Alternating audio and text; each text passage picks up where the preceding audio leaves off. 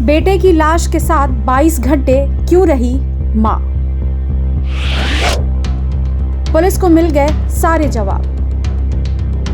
AI expert सूचना सेठ अपने 4 साल के बेटे की हत्या करने के बाद उसकी लाश को बेंगलोर क्यों ले जा रही थी? उसने होटल के कमरे में ये नोट क्यों लिखा था कि उसका बेटा हमेशा उसके साथ रहेगा?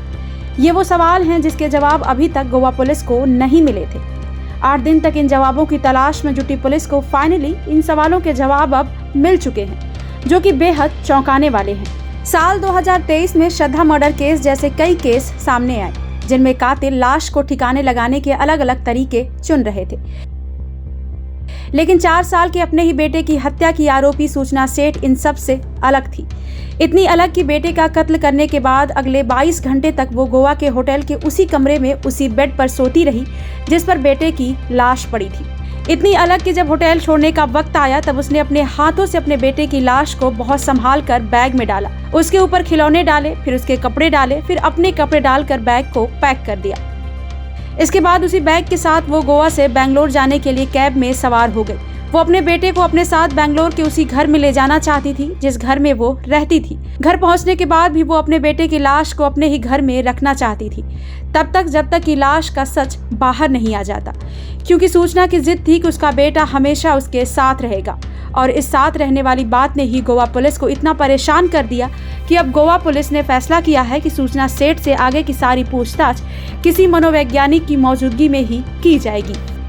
कलंगट पुलिस अब सूचना सेठ को इंटेरोगेट करने के लिए एक साइकियाट्रिस्ट की मदद लेने जा रही है, क्योंकि मर्डर के बारे में वो कोई भी जानकारी नहीं दे रही है, मर्डर से जुड़ी कोई भी डिटेल्स वो नहीं बता रही है। इसीलिए अब एक साइकियाट्रिस्ट की मदद से पुलिस सूचना को इंटेरोगेट करेगी और वो इंफॉर्मेशन बाहर लाने की कोशिश करेगी जो वो डिस्क्लोज नहीं कर रही है। साइकियाट्रिस्ट उनसे पूछेंगे मर्डर के बारे में, वारदात के बारे में, और तब जाके इंफॉर्मेशन आएगी या इंफॉर्मेशन पता लगाने की कोशिश की जाएगी कि क्या मोटिव था, वो क्या ट्रिगर था जिस वजह से सूचना ने अपने ही 4 साल के बच्चे को मौत के घाट उतार दिया। पुलिस ऐसा इसलिए भी कर रही है क्योंकि गोवा पुलिस को इस सवाल का जवाब ही नहीं मिल रहा है कि सूचना अपने बेटे की लाश के साथ क्या करने वाली थी। पहले 6 दिनों तक पुलिस हिरासत में गोवा पुलिस ने हर तरीके से सूचना सेठ के दिमाग में झांकने की कोशिश की, लेकिन सूचना पूछताछ में बिल्कुल भी सहयोग नहीं कर रही है। अब आइए आपको बताते हैं पूरे देश को बेचैन कर देने वाली 4 साल के एक बच्चे की कत्ल की कहानी, जिसे पुलिस ने मीडिया के साथ साझा किया है। बेंगलोर की एक फैमिली कोर्ट के आदेश के बावजूद आखिरी 5 संडे को सूचना ने अपने बेटे को उसके पिता से नहीं मिलवाया था। आखिरी बार बाप बेटे की मुलाकात 10 दिसंबर को बेंगलोर के एक कैफे में हुई थी। इसके बाद जब भी संडे को वेंकट रमन अपने बेटे से मिलने जाता, सूचना उसे मिलने नहीं देती। 5 संडे के बाद सूचना को इस बात का एहसास हो चुका था कि वो कोर्ट के आदेश को इस तरीके से नजरअंदाज नहीं कर सकती है। वेंकट रमन ने वापस घर पहुंचकर भी सूचना को टेक्स्ट और मेल किया। दरअसल दोनों के बीच सारी बातचीत इसी तरह से होती थी, क्योंकि मामला कोर्ट में था और टेक्स्ट और ईमेल आगे चलकर सबूत बन सकते थे।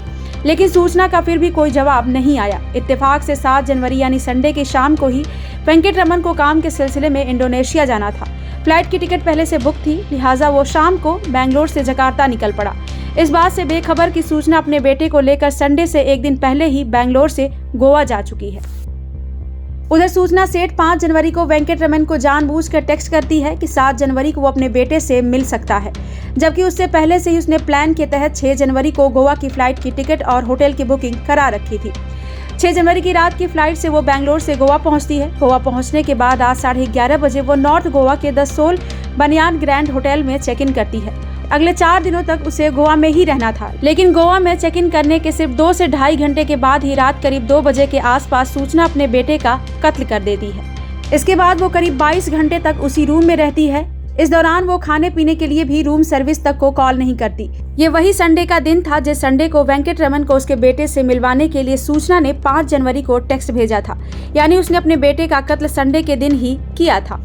कत्ल के बाद एक कागज पर 2 लाइनें भी लिखी थी। कोर्ट ने जो मेरे पति को मेरे बेटे से मिलने का ऑर्डर पास किया है वो मैं बर्दाश्त नहीं कर पा रही हूँ। मेरा बेटा मेरे पास ही रहेगा। इसके बाद उसने इन्हीं 22 घंटों के दौरान एक और नोट लिखा। इस बार उसने लिखा, मैं काफ़ी गिल्टी और फ्रस्ट्रेटेड महसूस कर रही हूँ। मैं अपने बेटे से बहुत प्यार करती हूँ, लेकिन मैं उसे उसके बाप से मिलते नहीं देख सकती। संडे के पूरे दिन उसके मोबाइल पर सिर्फ और सिर्फ सुबह करीब 10 से 11 बजे के दरमियान वेंकट रमन का ही मैसेज आया था। वेंकट रमन बेंगलुरु में सूचना के बताए पते पर खड़ा बेटे से मिलने का इंतजार कर रहा था। पूरा संडे होटल के कमरे में गुजारने के बाद रात करीब 11 बजे सूचना ने पहली बार अपने रूम से रिसेप्शन से फोन किया। उसने किसी अर्जेंट काम से फौरन बेंगलुरु वापस लौटने की बात कहते हुए टैक्सी बुक कराई और इसी टैक्सी वाले ने सूचना का भांडा फोड़ दिया और पुलिस ने उसे गिरफ्तार कर लिया। ब्यूरो रिपोर्ट, क्राइम तक।